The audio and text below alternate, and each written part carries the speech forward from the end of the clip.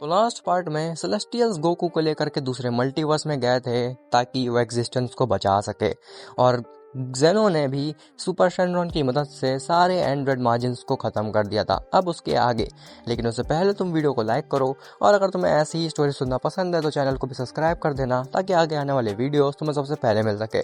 खैर, Goku celestial से कहता है कि आपको आखिर मेरे से क्या काम है।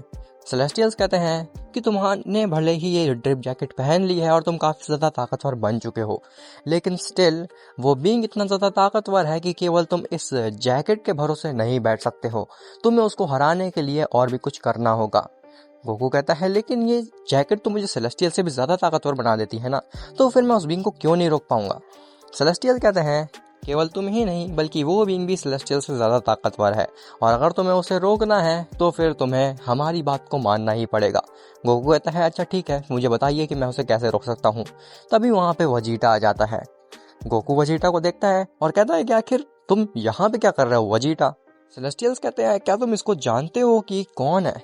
गोकू कहता है हाँ, ये वजीटा है, ये मेरे यूनिवर्स में मेरे साथ ही ट्रेनिंग करता है और ये भी एक सेयर है। सेलेस्टियल्स कहते हैं हो सकता है कि ये अल्टरनेट वर्जन हो तुम्हारे दोस्त का, और यही वो बीइंग है जिसके बारे में मैं तुम्हें बता रहा था, जो कि इतना पावरफुल है कि ये मल्टीवर्स इरेज कर रहा है।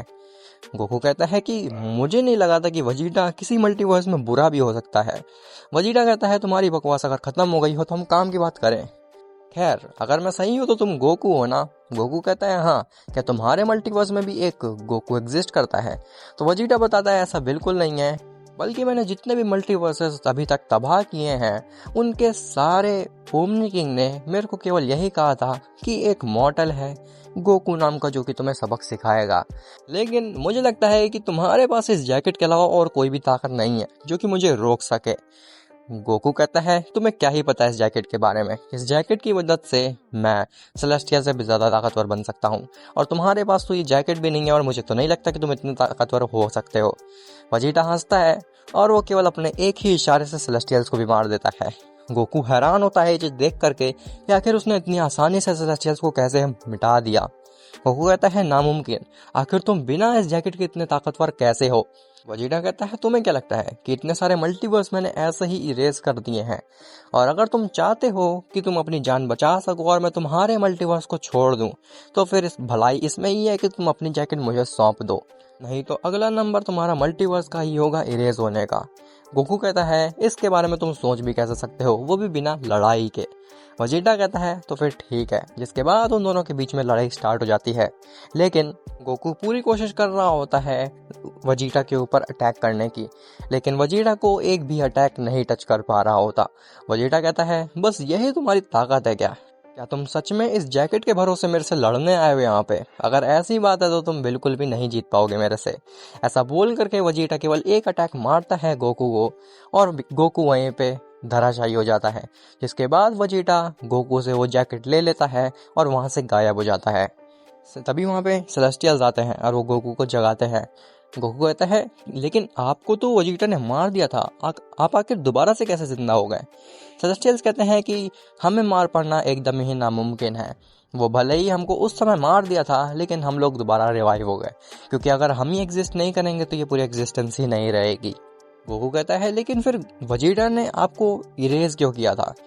सेलेस्टियल्स कहते हैं वो तो तुम्हें बस अपनी झलक दिखाना चाहता था ताकत की, इसीलिए उसने ऐसा किया, बल्कि हमें तो कोई भी नहीं इरेज कर सकता, और ये बात तो उस वजीटा को भी पता है। खैर, जैसा कि हम देख सकते हैं कि तुम्हारी जैकेट वो वजीटा ले जा चुका है, अब आखिर तुम उसको कैसे रोकोगे, या फिर कोई भी उसको कैसे रोकेगा। उस जैकेट को लेने के बाद वजीटा अब तो काफी ज्यादा ताकतवर बन चुका है पहले से भी, अब तो उसे रोक पाना किसी भी बीइंग के लिए इम्पॉसिबल है। आखिर तुम कैसे रोकने वाले हो अब उसे। गोकू कहता है मुझे अपने यूनिवर्स में वापस जाना है, मेरे को यहाँ पे बहुत ही ज़्यादा अनकंफर्टेबल फील हो रहा है, और ऐसा बोल करके गोकू वहीं पे बेहोश हो जाता है। जब गोकू अपनी आंखें खोलता है तो वो देखता है कि उसके सामने जेनो, वजीटा और ग्रैंड प्रीस्ट खड़े हुए हैं। गोकू सभी को देख करके काफ़ी ज़्यादा खुश होता है, और वो कहता है कि मैं वजीटा को नहीं रोक पाया, और अब वो हमारे मल्टीवर्स को भी ख़त्म कर देगा। अब बस हम इंतज़ार कर सकते हैं कि कब वो वजीटा आएगा और हमारे मल्टीवर्स को इरेज करेगा। वजीटा कहता है कि तुम्हारा मतलब क्या है, मैं तो यहीं पे हूँ।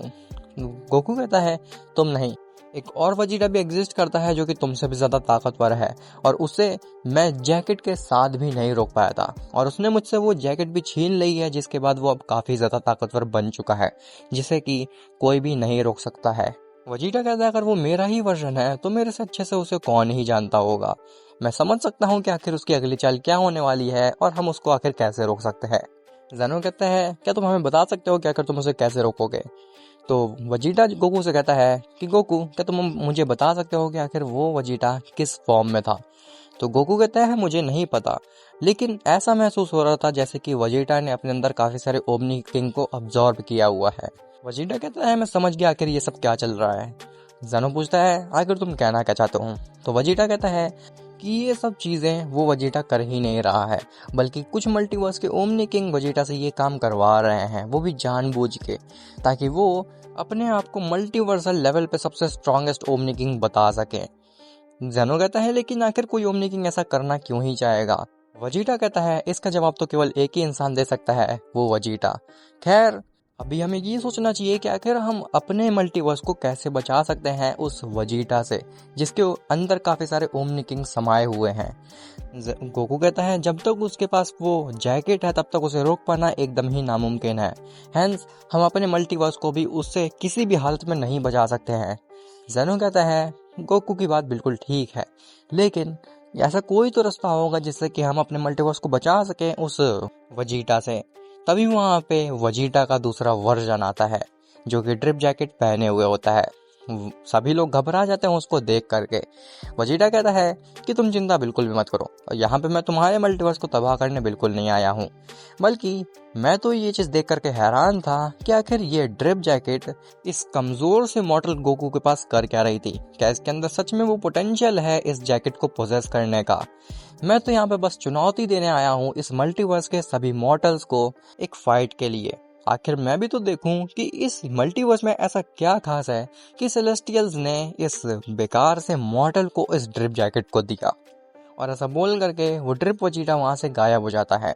ज़ेनो कहता है फिलहाल तो हमें अपने मल्टीवर्स की चिंता करने की कोई ज़रूरत नहीं है, लेकिन हमें ये चीज़ स्टिल फिगर आउट करनी पड़ेगी कि आखिर हम उसको हरा कैसे सकते हैं, क्योंकि उसे हरा पाना एकदम ही नामुमकिन लग रहा है।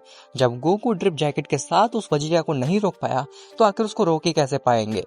तभी वहाँ पे ड्रिप वजीटा वापस से आता है और वो कहता है कि मैं एक चीज़ मेंशन करना भूल गया था, वो ये कि अगर मैं उस टूर्नामेंट को हारता हूँ तो फिर इस जैकेट को मैं वापस से इस गोकू को सौंप दूंगा और यहाँ से शांतिपूर्वक चला जाऊंगा। इस मल्टीवर्स को मैं कुछ भी नहीं करूंगा, लेकिन अगर मैं उस फाइट को जीत जाता हूँ तो फिर मैं तुम्हारे मल्टीवर्स को तो तबाह कर ही दूंगा, लेकिन ये गोकू मेरा गुलाम बन के रहेगा। क्या तुम मंजूर करते हो इस चुनौती को। गोकू कहता है हाँ मैं मंजूर करता हूँ तुम्हारी इस चुनौती को, और ड्रिप वजीटा हंसता है और वहां से चला जाता है। ज़ेनो कहता है गोकू ये तुमने क्या किया, आखिर तुमने बिना सोचे समझे उसको चुनौती के लिए हाँ क्यों कर दिया। गोकू कहता है आप बिल्कुल भी चिंता मत करिए लॉर्ड ज़ेनो, मैं उसे जरूर हराऊंगा उस फाइट में। अब क्या गोकू वजीटा को रोक पाएगा उस फाइट में, और आखिर कौन कौन से मॉडल्स उस फाइट में पार्टिसिपेट करेंगे, ये सब तुम्हें पता चलेगा नेक्स्ट पार्ट में। और हाँ मुझे एक बात और कहनी है कि हो सकता है कि मेरे कंटेंट की क्वालिटी में थोड़ा गिरावट आई हो, क्योंकि कुछ दिन से मैं अपनी स्क्रिप्टिंग पे ज़्यादा ध्यान नहीं दे पा रहा हूँ, क्योंकि मेरे घर में कुछ फंक्शंस हैं उसकी वजह से। लेकिन जैसे ही वो ख़त्म होते हैं मैं अपनी स्क्रिप्टिंग पे वापस से दुगने एफर्ट्स लगाने लगूंगा, ताकि मैं स्टोरी को और भी ज़्यादा इंटरेस्टिंग बना सकूं और आगे आने वाली सीरीज़ तुम्हें बहुत ज़्यादा एंटरटेन कर सके। खैर तुमसे मिलते हैं नेक्स्ट पार्ट में।